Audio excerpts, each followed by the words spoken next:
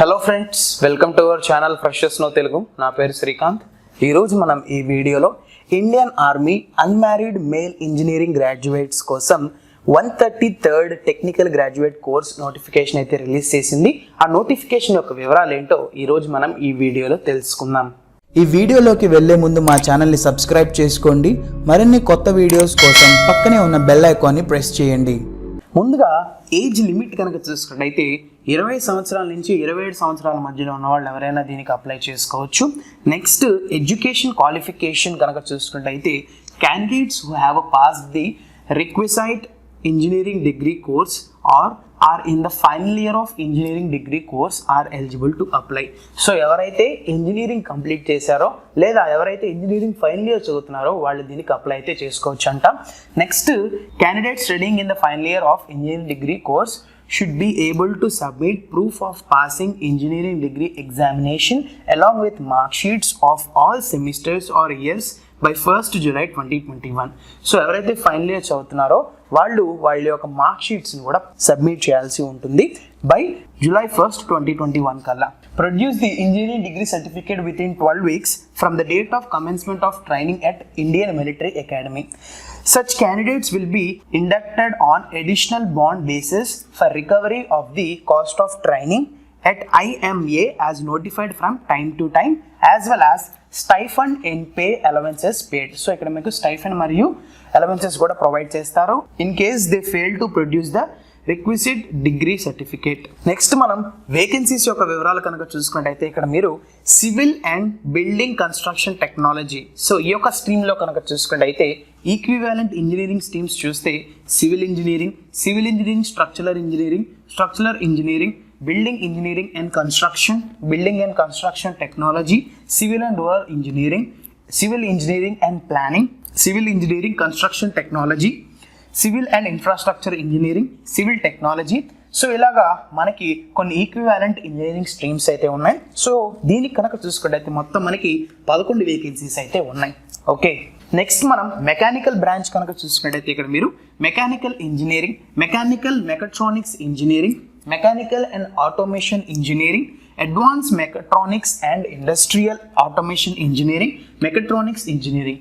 So ఇక్కడ కనుక చూసుకున్నట్టయితే మీరు మొత్తం 3 వేకెన్సీస్ అయితే ఉన్నాయి.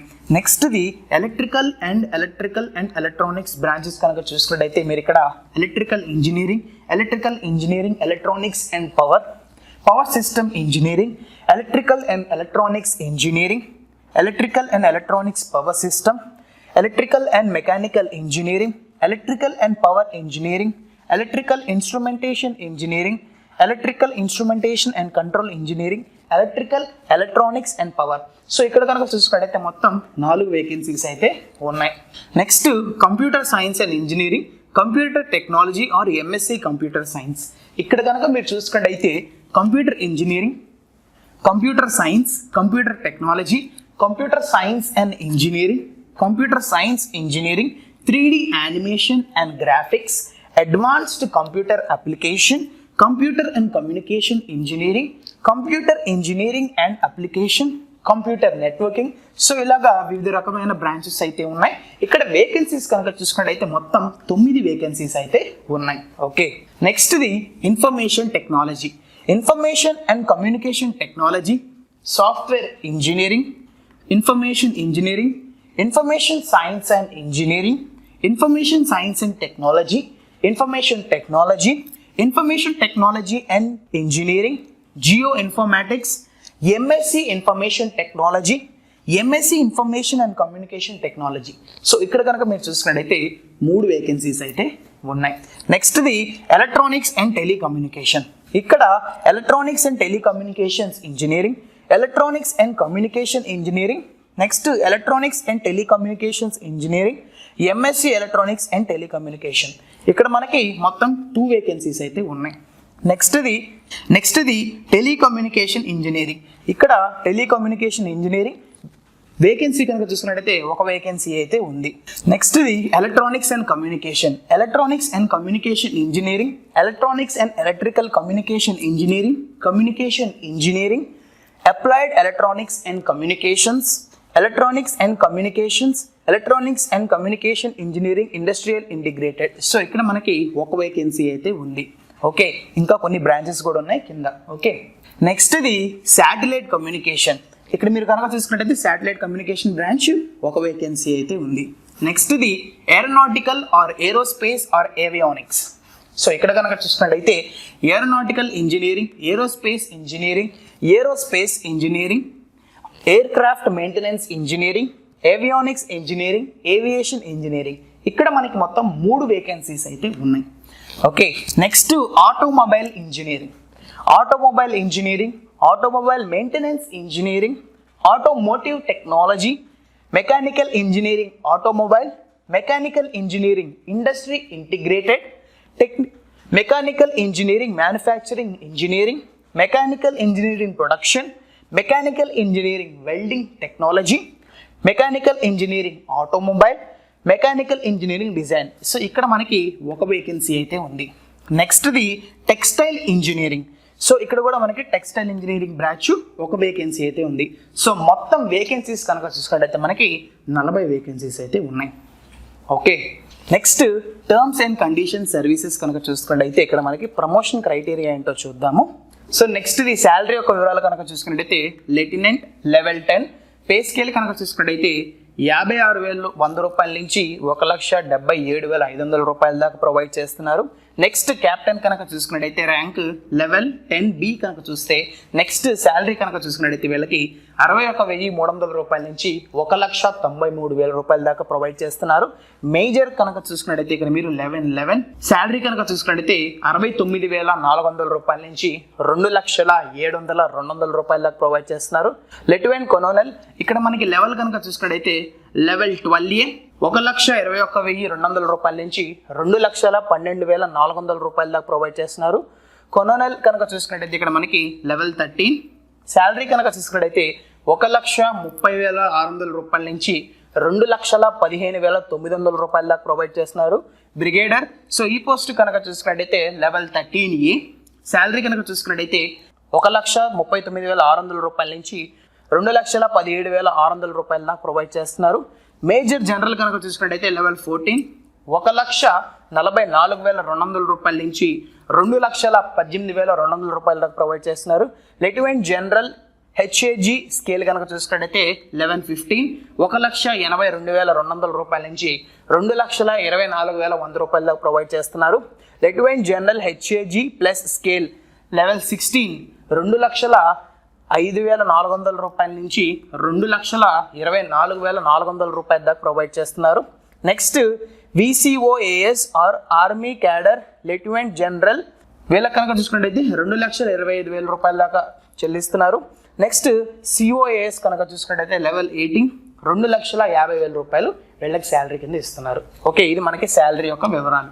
Fixed stipend for cadet training. So ఇక్కడ కనుక చూసుకున్నట్టయితే మనకి stipend to gentlemen cadets during the entire duration of training in service academy that is during training period at IMA కనుక చూసుకున్నట్టయితే వీళ్ళకి 56,100 రూపాయలు పర్ మంత్ ఇస్తారు. Starting pay in level 10. Okay, ఇది మనకి fixed stipend for cadet training. Okay, ఇప్పుడు మనం ఎలా అప్లై చేయాలో స్టెప్ బై స్టెప్ తెలుసుకుందాం. Applications will only be accepted online on website. So applications అనేవి మీరు ఆన్లైన్లో అప్లై చేసుకోవాలి. ఈ యొక్క వెబ్సైట్కి వెళ్ళి మీరు అప్లై చేసుకోవచ్చు. ఆ ప్రొసీజర్ మొత్తం చూద్దాము. Click on officer entry apply or login. So first మీరు ఆఫీసర్ ఎంట్రీ అప్లై క్లిక్ చేయాలి and then click registration. So రిజిస్ట్రేషన్ని మీరు క్లిక్ చేయాల్సి ఉంటుంది. Registration is not required if already registered on. So ఈ యొక్క వెబ్సైట్లో మీరు ఆల్రెడీ రిజిస్టర్ అయ్యి ఉంటే మళ్ళీ రిజిస్టర్ అవ్వాల్సిన అవసరం అయితే లేదు. Fill the online registration form after reading the instructions carefully. Instructions జాగ్రత్తగా విన్న తర్వాత మీరు ఆన్లైన్ అప్లికేషన్ అనేది ఫిల్ చేయాల్సి ఉంటుంది. After getting registered click on apply online under dashboard. So మీరు ఏం చేయాలంటే నెక్స్ట్ అప్లై ఆన్లైన్ అన్న దాన్ని క్లిక్ చేయాలి under dashboard. Page officers selection eligibility will open. Then click apply shown against technical graduate course. So మీరు technical graduate course దగ్గర ఉన్న apply బటన్ని ప్రెస్ చేయాల్సి ఉంటుంది. ఆ page application form will open. So application form page అనేది మీకు open అవుతుంది. Read the instructions carefully and click the continue to fill details as required under various segments. So ఇక్కడ ఏంటంటే మొత్తం మీరు జాగ్రత్తగా ఇన్స్ట్రక్షన్స్ అన్ని చదివి మీరు కంటిన్యూ కొడితే దాని తర్వాత మీ యొక్క personal information, communication details, education details and details of previous SSBs save and continue each time before you go to the next segment. So మీరు నెక్స్ట్ సెగ్మెంట్కి వెళ్ళేటప్పుడు ముందుగా మీ సేవ్ అండ్ కంటిన్యూ అన్నదాన్ని ప్రెస్ చేయాల్సి ఉంటుంది. After filling details on the last segment, you will move to a page summary of your information wherein you can check and edit the entries already made. So ఒకవేళ మీ దాంట్లో ఏమైనా చిన్న చిన్న మార్పులు చేర్పులు ఉంటే మీరు మళ్ళీ వెళ్ళి అక్కడ మార్పులు చేర్పులు చేసుకోవచ్చు. Only after ascertaining the correctness of your details, click on submit now. So మీరు మీ యొక్క డీటెయిల్స్ని చెక్ చేసుకొని అన్నీ కరెక్ట్గా ఉన్నాయి అనుకుంటే మీరు సబ్మిట్ నౌ కొట్టాలి. Candidate must click on submit now each time they open the application for editing any details. So మీ యొక్క అప్లికేషన్ ఫామ్లో మీరు ఎప్పుడైతే చిన్న చిన్న చేంజెస్ చేద్దాం అనుకుంటున్నారో ప్రతిసారి చేంజెస్ చేసిన తర్వాత మీరు సబ్మిట్ నౌ కొట్టాల్సి ఉంటుంది. The candidates are required to take out 2 copies of their application having roll number. Self-attested copy of following documents along with their originals are to be carried to the selection center by the candidates. So మీ యొక్క online application ఫామ్తో మీకు కొన్ని self attested documents అనేవి ఉండాలి. అవి ఏంటో చూద్దాము. 1 copy of the print out of application duly signed and affixed with self-attested photograph. So మీ యొక్క అప్లికేషన్ ఫామ్ మరియు మీకు మీ యొక్క ఫోటోగ్రాఫ్ అనేది ఎఫిక్స్ అయ్యి ఉండాలి. Next matriculation or secondary school examination certificate or equivalent certificate and mark list issued by the concern board of education. So మీ యొక్క 10th క్లాస్ సర్టిఫికేట్ కూడా మీరు దానికి సబ్మిట్ చేయాల్సి ఉంటుంది. దాని తర్వాత ఇక్కడ మనకు చూసుకున్నట్టయితే 12th class mark sheet and certificate or equivalent certificate or diploma mark sheet and certificate అన్నది ఉండాలి. సో మీరు 12th క్లాస్ మార్క్ లిస్ట్ మరియు సర్టిఫికేట్ అన్నది కూడా మీరు దానికి అటాచ్ చేయాలి. Engineering degree or professional degree issued by the university. So మీరు ఇంజనీరింగ్ డిగ్రీ సంబంధించిన సర్టిఫికేట్స్ మరియు డాక్యుమెంట్స్ మీరు దానికి అటాచ్ చేయాల్సి ఉంటుంది. Mark sheets of all semesters or years. So మీ యొక్క మార్క్ షీట్స్ మీరు దానికి టై చేయాల్సి ఉంటుంది. Candidates having backlog at the time of submission of application are not eligible to apply. So మీరు అప్లై చేసేటప్పుడు మీకు ఏమైనా బ్యాక్లాగ్స్ ఉంటే మీరు దీనికి ఎలిజిబుల్ అయితే కాదు. Okay. Certificate issued by the controller of examination or register of the concerned university regarding formula for conversion of CGPA or grades into marks followed by the university. A certificate issued by the controller of exam or register or dean of the concerned university or principal of the college regarding cumulative percentage of marks up to 6th semester or 3rd year of engineering degree. So మీకు సంబంధించిన 6th semester లేదా 3rd ఇయర్కి సంబంధించిన mark లిస్టులు కూడా మీరు దీనికి attach చేయాల్సి ఉంటుంది. ఆల్రెడీ మీరు ఇంజనీరింగ్ చేస్తూ ఉంటే up to 8th semester 4th year of the B arch up to 2nd semester 1st year of MSc in notified stream or discipline as per rules and guidelines of the university which is applicable to the candidate. For final year appearing candidates, ఎవరైతే final year చదువుతూ దీనికి apply చేసుకుంటున్నారో వాళ్ళ కోసమే ఇది. Certificate from the principal or head of the institution stating that the candidate is studying in the final year and his result will be declared on 1st July 2021. సో ఎవరైతే final years చదువుతున్నారో వాళ్ళ యొక్క principal లేదా head of the institution నుంచి వాళ్ళు final year చదువుతున్నారు వాళ్ళ కాలేజ్లో, వాళ్ళ యొక్క రిజల్ట్ 1st July 2021 కల్లా ఉంటుందని వాళ్ళు ఒక సర్టిఫికేట్ అన్నది తీసుకురావాల్సి ఉంటుంది. Okay. Declaration by the candidate of final year engineering degree course that he will submit the proof of passing engineering examination along with the mark sheets of all semesters or years of by 1st July 2021 to Directorate General of Recruiting, failing which his candidature will be cancelled. So మీరు మీ యొక్క engineering complete అయిపోయిన తర్వాత ఎవరైతే దీనికి apply చేద్దాం అనుకుంటున్నారో మీ యొక్క మార్క్ లిస్టులు మరియు మీ యొక్క సర్టిఫికేట్స్ అనేవి మీరు దీనికి సబ్మిట్ చేయాల్సి ఉంటుంది. Any candidate who does not carry the above documents for the SSB interview his candidature will be cancelled and he will be returned. So పైన చెప్పిన డాక్యుమెంట్స్ అన్ని ఎవరైనా తేకపోతే వాళ్ళ యొక్క అప్లికేషన్ ఫామ్ అనేది క్యాన్సిల్ అవుతుంది. SSB ఇంటర్వ్యూకి వాళ్ళని అలౌ చేయరంట. సో ఇప్పుడు మనం సెలక్షన్ ప్రాసెస్ చూద్దాము. ఫస్ట్ షార్ట్ లిస్టింగ్ అనేది జరుగుతుంది అప్లికేషన్స్వి. దాని తర్వాత central allotment. After short listing of applications the centre allotment will be intimated to the candidate via their email. So ఎవరైతే షార్ట్ లిస్ట్ అయ్యి తర్వాత ఇంటర్వ్యూకి సెలెక్ట్ అయ్యారో సో వాళ్ళ యొక్క షార్ట్ లిస్ట్ అయిన ఈమెయిల్ ఐడీస్కి వాళ్ళకి ఇన్ఫర్మేషన్ అన్నది వెళ్తుంది. After allotment of selection center, candidates will have to log in to the website and select their SSB dates. So ఎవరైతే సెలెక్ట్ అయ్యారో షార్ట్ లిస్ట్ అయ్యారో వాళ్ళు ఏం చేయాలంటే వెబ్సైట్లోకి వెళ్ళి వాళ్ళ యొక్క SSB డేట్స్ని వాళ్ళు కన్ఫర్మ్ చేసుకోవాలి. సో SSB ఇంటర్వ్యూ తర్వాత మనకి మెడికల్ ఎగ్జామినేషన్ అయితే ఉంటుంది. దాని తర్వాత మెరిట్ లిస్ట్ తీస్తారు. సో దాన్ని బట్టి మిమ్మల్ని సెలెక్ట్ చేస్తారు. ఓకే, ఇది మనకి selection process. Change of interview date are centre. Request for change of SSB interview date or center will not be entertained or reply. So మీరు ఒక డేట్ సెలెక్ట్ చేసుకుని SSB ఇంటర్వ్యూ అటెండ్ అవుదాం అనుకుని దాని తర్వాత చేంజ్ చేయాలని రిక్వెస్ట్ చేస్తే వాళ్ళు ఎలాంటి చేంజెస్ అనేవి చేయరు. ఓకే, సో కాబట్టి మీరు ఎప్పుడైనా డేట్ సెలెక్ట్ చేసుకున్నప్పుడు మీకు వీలున్న డేట్ రోజే సెలెక్ట్ చేసుకోండి. ఓకే, ఒకవేళ మీరు దీనికి అప్లై చేసుకోవాలి అని అనుకుంటే ఈ లింక్ ద్వారా చేసుకోవచ్చు. ఈ యొక్క లింక్ మేము కింద డిస్క్రిప్షన్లో కూడా ఇస్తాము. సో ఎవరైతే ఇంట్రెస్ట్ ఉందో వాళ్ళు వెళ్ళి అప్లై చేసుకోండి. లేదా మీరు గూగుల్లోకి వెళ్ళి ఇండియన్ ఆర్మీ TGC రిక్రూట్మెంట్ 2021 ఫ్రెషర్స్లో అని కొడితే మీకు ఫస్ట్ ఒక వెబ్సైట్ వస్తుంది. సో దాని కనుక మీరు ఓపెన్ చేస్తే మీకు ఈ నోటిఫికేషన్ సంబంధించిన పూర్తి సమాచారం దాంట్లోనే ఉంటుంది.